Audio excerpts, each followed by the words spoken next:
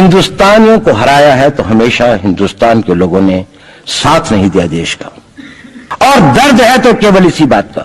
भारत के इतिहास में अगर दर्द केवल इस बात का नहीं है कि विदेशियों ने हमारे साथ क्या किया, उनका तो हम मुकाबला कर लेते। दुख इस बात का था कि हमारे सभी लोगों ने साथ नहीं निभाया और साथ नहीं दिया।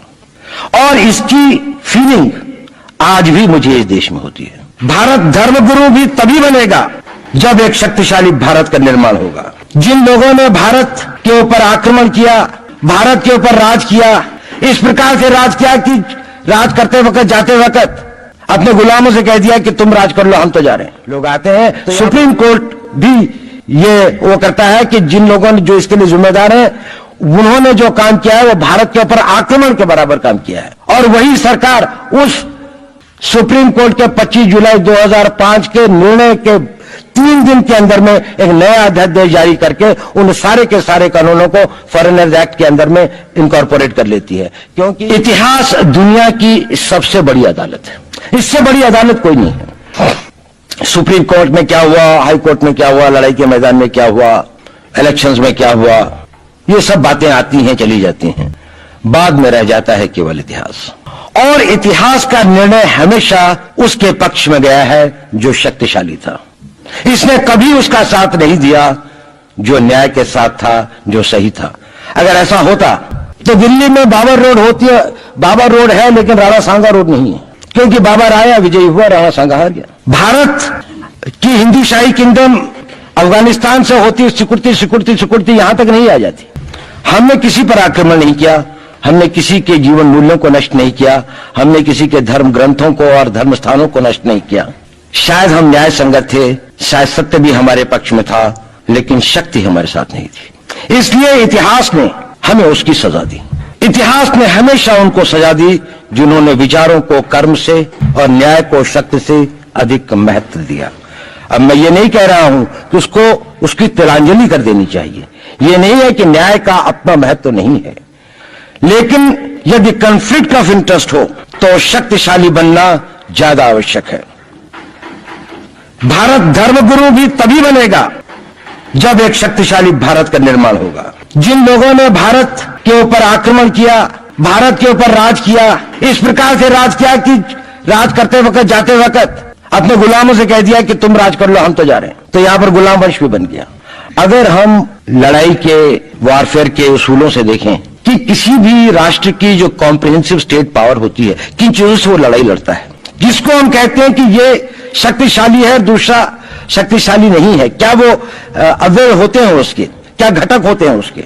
तो भारत के पास जनशक्ति, धन शक्ति, ज्ञान की शक्ति, टेक्नोलॉजी की शक्ति, और जिन लोगों ने आक्रमण किया उनकी शक्ति को अगर हम ये देखें तो शायद 1 और 1000 का अनुपात भी नहीं होता। लेकिन उसके बाद भी हम वो नहीं कर पाए। और ये प्रश्न भी किसी ने पूछा, उस पर मैं आऊंगा बाद में। निवेदिता दीदी ने उसका बहुत अधिक उत्तर दिया, बहुत अच्छा उत्तर दिया था कि क्या कारण है, किसके कारण भी हम लोग इस लड़ाई में इतिहास ने हमारा साथ या हमारे पक्ष में न्याय नहीं दिया।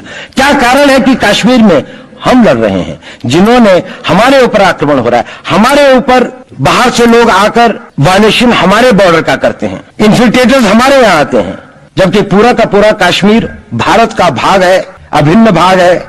कानून के अनुसार वहां के राजा ने यह हस्ताक्षर किए, हमें दिया। क्या कारण है कि करोड़ों की संख्या में बांग्लादेश से लोग भारत में आते हैं, हम बाड़ लगाते हैं, वो लोग वहां से मना करते हैं कि आप हमारे आदमियों को आने दीजिए, और हम कुछ नहीं कर पाते।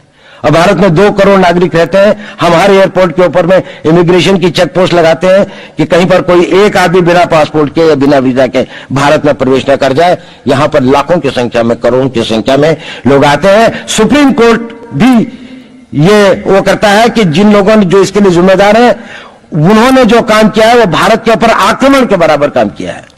और वही सरकार उस सुप्रीम कोर्ट के 25 जुलाई 2005 के निर्णय के 3 दिन के अंदर में एक नया अध्यादेश जारी करके उन सारे के सारे कानूनों को फॉरेनर्स एक्ट के अंदर में इनकॉर्पोरेट कर लेती है, क्योंकि जो वो IMDT एक्ट था उसको सुप्रीम कोर्ट ने नल एंड वॉइड कर दिया। ये सब बातें हमें सोचने और समझने की आवश्यकता है। एक कारण, मैं ज्यादा चीजों में नहीं जाना चाहता, इतना समय भी नहीं होगा, कि भारत विदेशों से इतना नहीं हारा।